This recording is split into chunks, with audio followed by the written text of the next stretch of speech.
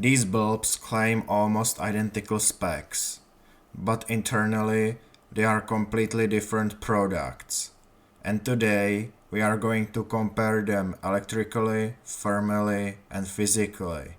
We'll see whether higher price or higher weight actually means higher quality, what is happening inside these bulbs, and how to recognize a better LED bulb before buying it. I have 3 LED bulbs here. Mega Man for $645, Pilla for $475, and Philips for $665.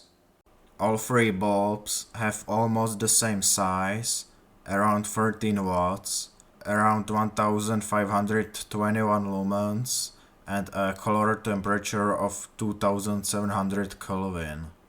So on the paper they look almost identical, but internally they are very different. One surprisingly useful indicator of LED bulb quality can be weight, because more weight often means more cooling material, a larger driver, or more robust construction, and lower temperatures usually mean lower thermal stress and potentially longer lifetime. So let's survive them. Mega Man 62 grams, Pilla 36 grams, and Philips 30 grams. Interestingly, the Philips bulb is actually the lightest one. But maybe Philips simply optimized the design better and achieved similar performance with less material. We'll find out later. Now let's measure the electrical behavior.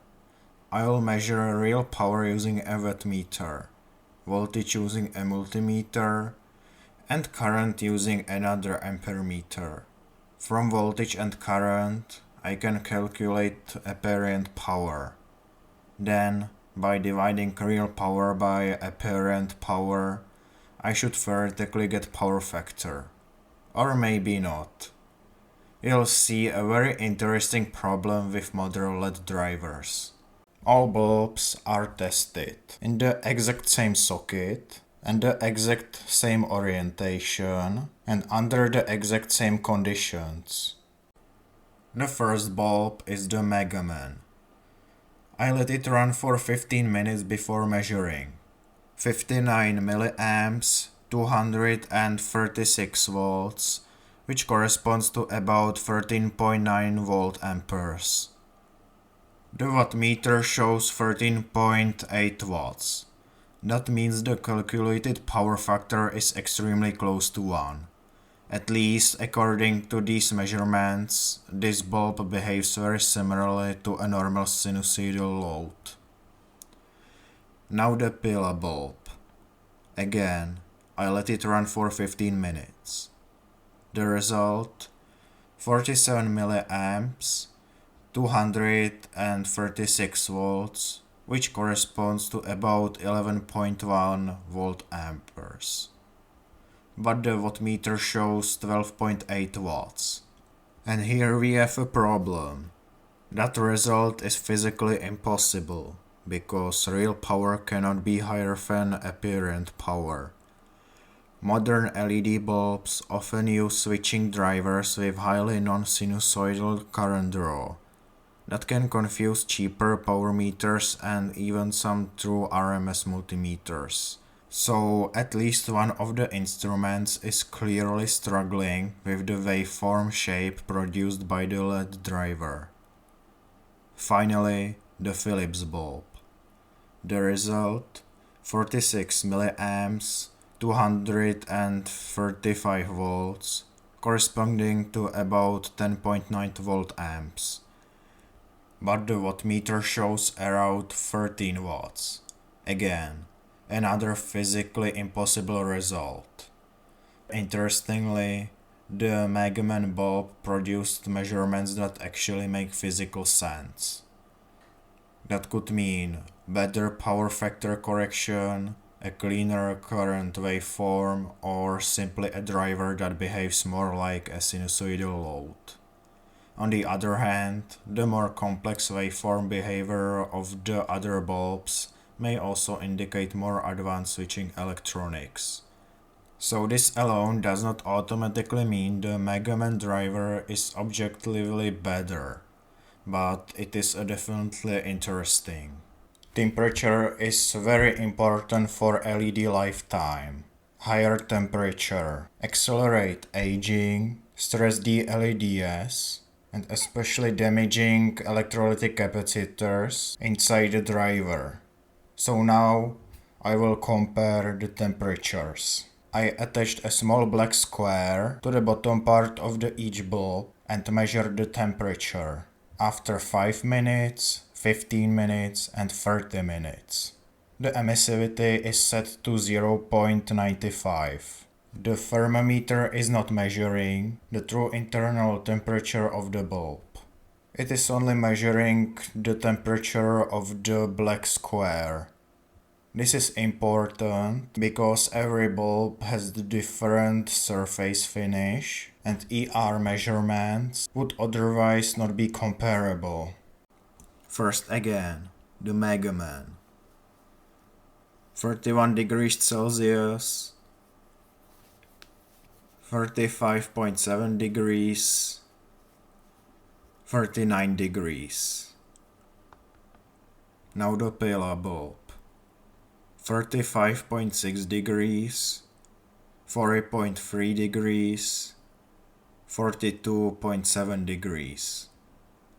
And finally the Philips bulb.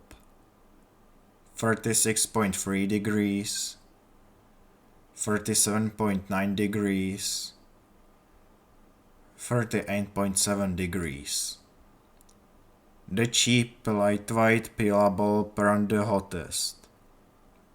The heavy Mega Man bulb stayed coolest, especially at the beginning, and after 30 minutes it was almost tied with the similarly priced Philips bulb. But the differences here are actually relatively small. But there is a very important reason for that.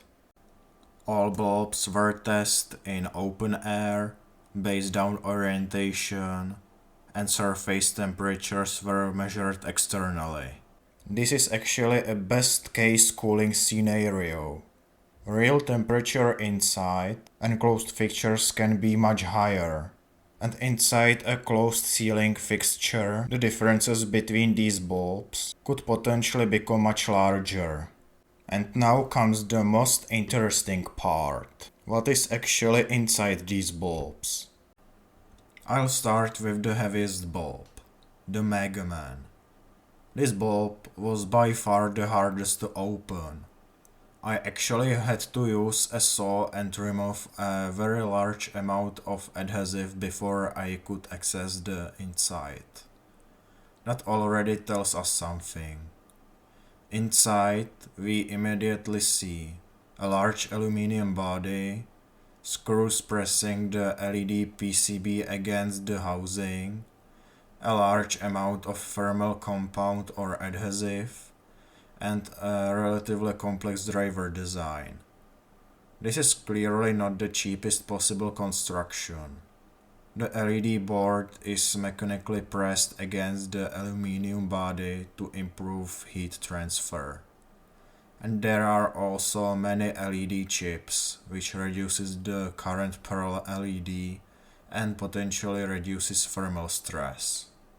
This construction explains the high weight, the low measured temperatures, and possibly even the electrical behavior that looked closest to a sinusoidal load.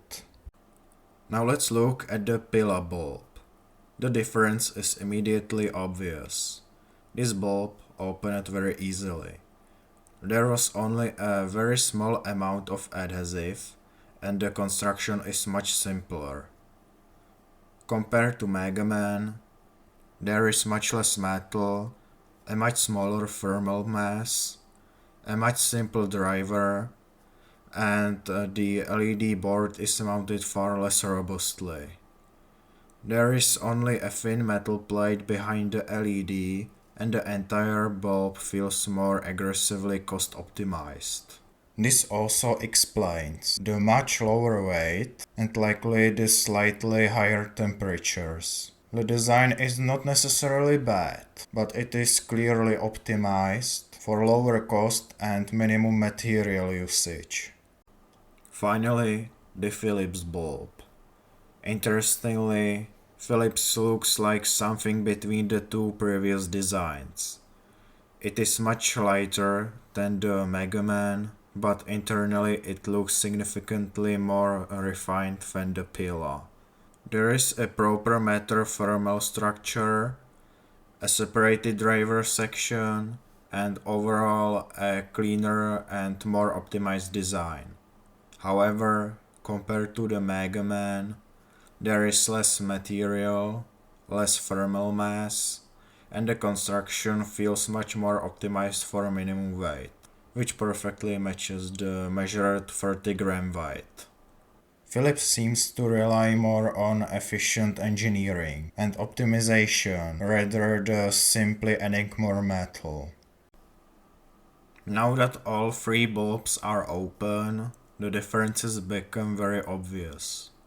The Mega Man is clearly the most overbuilt design, the most metal, the larger thermal mass, the most adhesive, and the most mechanically robust construction.